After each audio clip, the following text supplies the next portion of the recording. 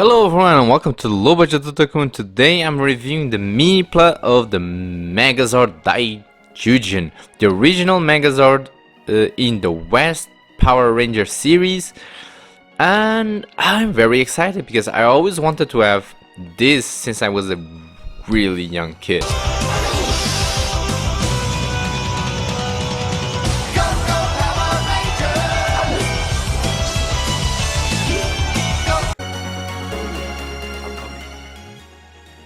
I remember I actually would make my mother chew bubble gum to get like some stickers that if you collect them all, you could get the Megazord.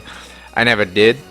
And if you watch right now Joby the Hong, he reviewed Soul of Chigoking Megazord. That is extremely expensive. It is very beautiful, but it's extremely expensive. So this is a cheap option that you can get, and it's very fun. I like that the artwork is very simple but amazing. You can see Daizyujin, you can see each individual Zord with their own name, and then when we open this we got small boxes. Now the build of this model kit, so this is a model kit by the way, it is very simple, but I must criticize the stickers on this, and I'll show you why. But most of them bring very low amount of sheets, and they bring simple instruction booklets for each of the builds. I'll show you. So for example, we have the instruction booklet for the pterodactyl, pterodon, yes, pterodon, that's the correct name, and it is again a very simplistic build. And then for example we have here, I think it's we have a lot of them. This is for the saber tiger, and this one is for the Triceratops. And then we have an overall instruction booklet for combining, because we have two combining forms of this guy. So let me take the box out of the way, and we got the finished products there. By the way, this is not supposed to be here. This is supposed to be okay. So I can actually can connect this here, but I'm not going to, because I'm going to ruin the paint job that I did there. So for now, these will become extra parts. So now let's take a better look individually of each of the swords that we got here.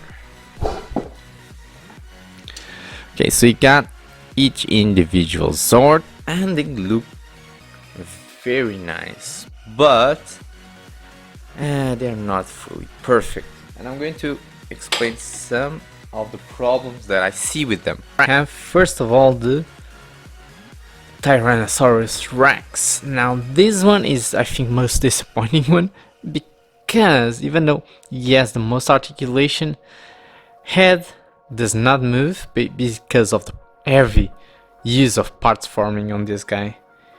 It should be better engineering there.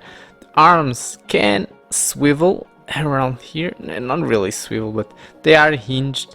They move a bit, but it's more for the transformation. They're basically useless. I do like how much panel lining opportunities I got to panel line, but then we have things like this, the numbers on the stickers, the numbers on the back. Just not the best. The legs do have a ball joint there, a hinge here, and a ball joint on the foot, so you do get some articulation. The tail, you get something, but it is for the transformation and not really articulation, but it does look the part, so not bad at all. Then we have the mastodont, that is basically a paperweight, because the legs only rotate. The back legs don't even do that, they only move for the articulation. Then we have, these are just hinged, so they do move around. I painted it silver, both of them. Then we have all of these stickers that are not worst, but they start peeling off with time. The biggest problem with this kit is without adult stickers that are terrible. See, this one is just getting out. not good at all. Then we have our Triceratops. Again, very low articulation here. We have just articulation on these horns and on the head. Again, it's more for the transformation, but you do get something. And again, the tail and the guns on the tail. Both were painted again with, I believe it was silver or iron paint. Gives a nice look. By the way, this you can completely close it. I haven't closed it just because I'm lazy. Then we have probably the best one, I think, the saber-toothed tiger. Again, great panel lining opportunities. Some of these I actually painted instead of using stickers. The stickers fortunately are not coming off as easy as most of the other ones, and you do get articulation on the legs. Articulation on the tail again was painted with that silver or iron paint. Some of the wheels actually rotate and move, so there's these ones, so that's good. These ones don't, just you have some here that should rotate. And then of course you get articulation on the head, more articulation than that one. And finally, our pterodactyl, and his stickers are the worst. They come off very easily, are always coming off. I really dislike them. See, one of them is already ripping off, so be very careful with yours. And but yeah, I get some articulation on the head and on the wings, and that's it. Basically, this one is the one that looks less like an animal. If you pose them with a Tamashi stand, you can still disguise, but obviously this is a chess piece. But overall, they are not bad, just not the main point of this kit. The main point of this kit is to reproduce a good Megazord, and the fact that it can actually transform and have individual parts, it is amazing. I really like what mini-pla line does. It's very good for the price. Speaking on transformation, let's get these guys transformed.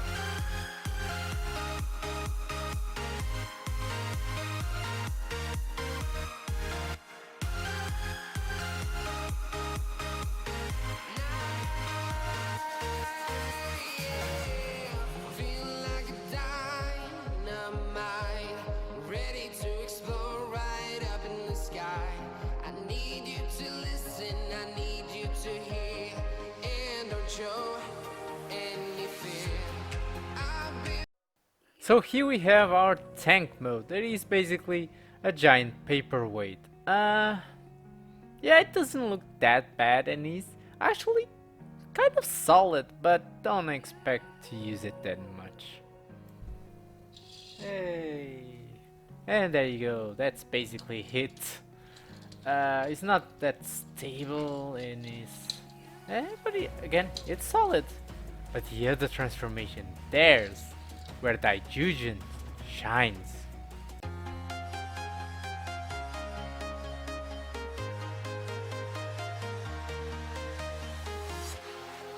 walking alone, the streets are empty. The only thing I can see is my own silhouette. I'm getting stronger, step by step. The clock is ticking, but there's no time for regrets. I've been flying from town to town, from London to Taiwan. I've been all around the globe, trying to protect your soul. We are heroes tonight. We will fly above the sky. We are heroes tonight. Yeah. We are heroes tonight. We will fly above the sky. We are heroes tonight.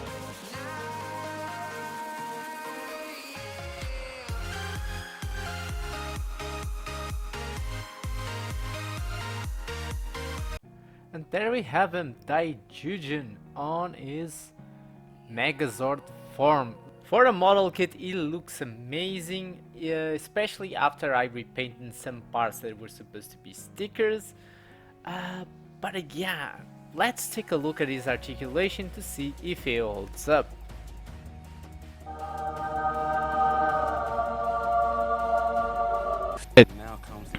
So looking at his articulation, is actually pretty decent for such a complex model kit.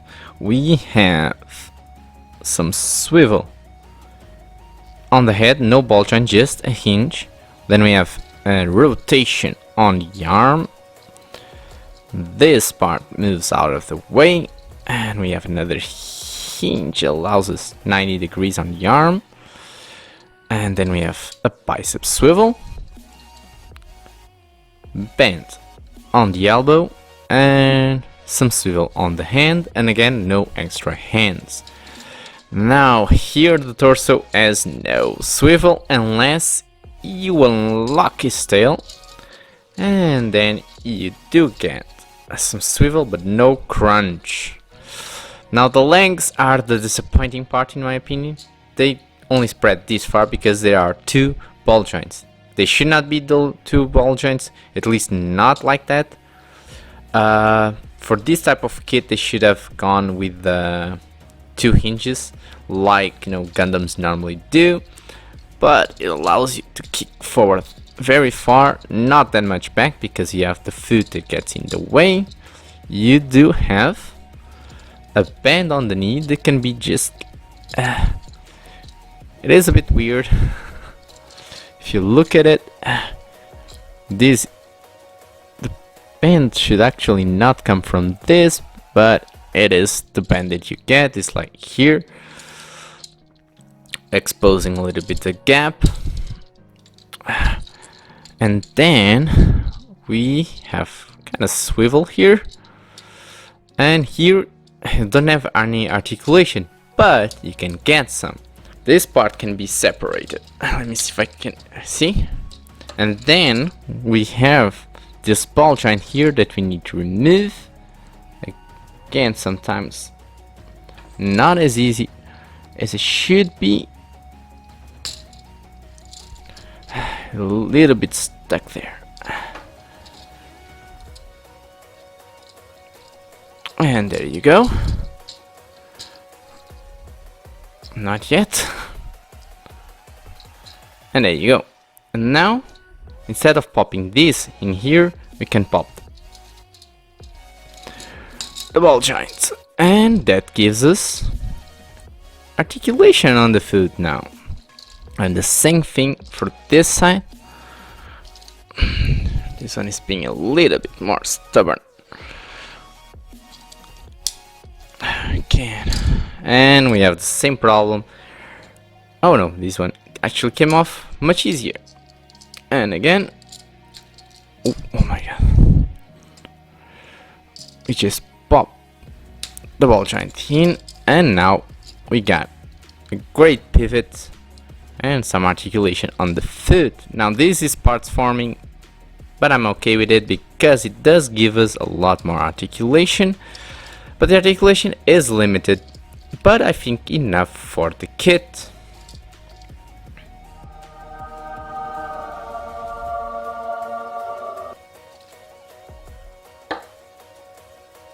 High grade EVA 00, high grade Arbalest, high grade Amazing Comfort, high grade Gypsy Avenger. This small model kit is great for people who are fans of the original Power Rangers and want a low budget option to have in their collection, and it should be no surprise that I'm giving it my low budget otaku seal of approval. If you enjoyed the review, don't forget to leave a like, subscribe for more great content, and hit that little bell icon to always be notified when the new video is up. See you next time. Do it! Just